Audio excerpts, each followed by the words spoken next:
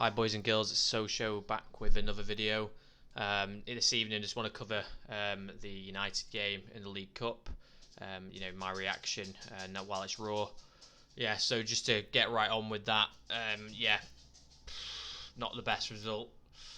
Going out to West Ham, a team that we beat at the weekend. It was a difficult game at the weekend, even with our first 11. And in the League Cup as well, they proved a great adversary. I think the changes from both sides,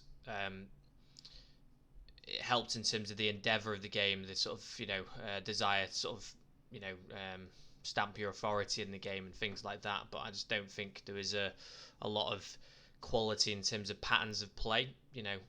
Because of what I always find with when you play the reserves in like these games is that there's a lot of effort and there's a lot of running hard and flying into challenges and you're trying to make things happen, but where it usually comes stuck is when you just haven't had enough game time to really kind of mold a kind of understanding with the players that you're playing with, and that was evident for both teams. I just think, let's be honest, the game really flipped on its head, or was it really sort of won and lost with just that one mistake in the left back position. I thought Tellez is a player that I think needs rhythm, needs game time, especially at his age, and I think since we've watched him last season and now moving into this season, I mean, that was a big error. He got beaten quite easily. He's physically just not very imposing whatsoever. Like, I'd really back myself to dominate him physically as well. And I'm, only about 75 kilograms. So, I just, I thought, he would bring something in terms of the set pieces as well. Struggled with his corners before he came off, disappointing night for him. And hopefully he can, do something in the FA Cup, or whether it's sort of like the latter stages of the group stage games in the Champions League, because I'm struggling to see what he brings a lot of the time, in terms of, like, we've signed him for his crossing and his free kicks and things like that, but we don't get a lot of crosses in the box anyway.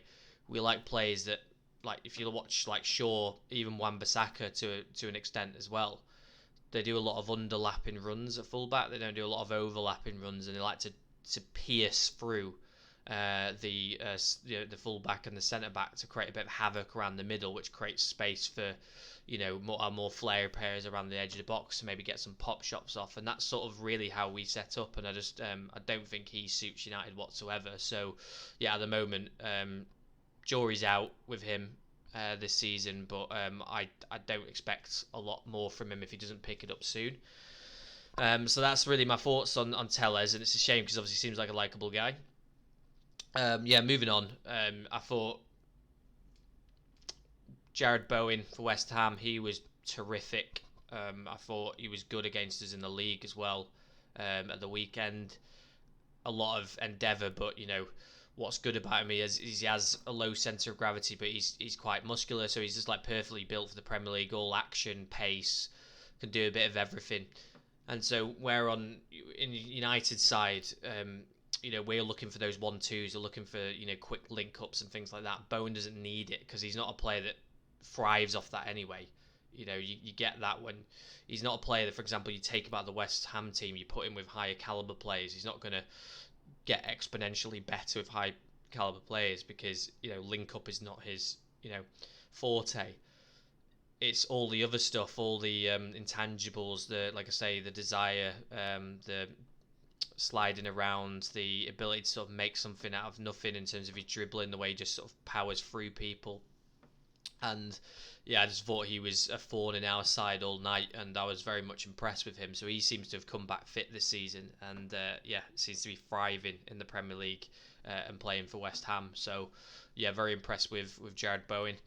The West Ham signings that they signed, Krull and I can't remember the player's name that came on sort of late on, about 75th minute for Lanzini, but yeah, they didn't do a lot. I don't think they'll have a massive impact on West Ham over the course of the season, at least for the first year. And we'll see how they do after that. But yeah, I don't think West Ham had to do a lot defensively. I thought we were pretty on the ball. We got to the final third quite well, right to the edge of the box, good sort of counter attacks and bursts, and sort of pierced their midfield quite well. I mean, when you're going to come up against Noble, he's so past it, like he's totally immobile, and yeah, a lot of effort with him, as you can imagine. But yeah, he's a guy that he just a quick drop of the shoulder and he's out of the picture. Could probably do his ACL. So, I was disappointed in terms of like how we didn't control the midfield more in that game to sort of maintain phases of attacking play for longer. I think also we were settling for pop shots and I don't know, like not difficult passes, but mainly it was the shooting from the edge of the box. I thought Lingard settled way too much for stuff like that. Instead of getting it out to Dallo or whoever it was, even Tellez to some extent as well on the left, instead of like playing the extra pass and then maybe flooding the box and getting numbers and creating a bit of havoc in the box.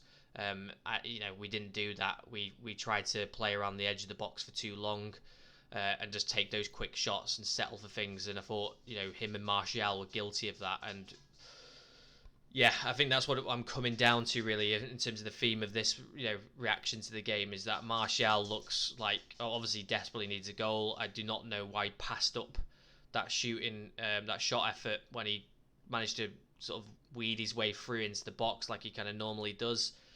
He has an uncanny ability to sort of like retain possession, even if it looks like he's about to lose it. He kind of like fumbles his way through, and then to get in that close to the goal and not be selfish and maybe try it with your left or just really, really, take a shot on to try and play a little sort of poked ball across the box to an oncoming Dallo who is out of the picture for most of the play. It shows where his confidence at, and yeah, unless like he does something big in a game, maybe comes on, gets a win in the Premier League or something like that. I think the writing's on the wall for Anthony Martial, and it's sad because I think he's a bit of a cult figure. He's divisive, don't get me wrong. I mean, some of you that do end up listening to this, probably don't like him in terms of what he's offered at United, certainly the last couple of seasons. But, it's a shame because last year he came off a sort of poor start. He got a red card against Spurs when we all had a day to forget against Spurs early on against Mourinho. And he got sent off and, can't remember who it was now. There was a Spurs player that should have been sent off as well in that game. And, he wasn't. He kind of slapped him across the face and Martial reacted and hit him back. And somehow, Martial was the only one that got sent off in that game. Missed 3 games, was in and out of the team. People obviously took their opportunity while he was out. And then he got that bad injury, and I think it was such a in and out campaign for him last season that he couldn't build on the previous season where he had his best scoring year, was arguably our best attacker, and was terrific. So yeah, like I thought, come back this season fresh, but at the moment he's one of those players that I think he'd benefit from getting a look in the first team, but he doesn't deserve it. He doesn't deserve a place yet. And then when now signing Ronaldo, it's just like so many cooks at the moment. Spoil the broth. We had Edison Cavani, we had Martial as the backup there. Now we've got Ronaldo, Cavani, Martial. There's just too much, and so something's got to give.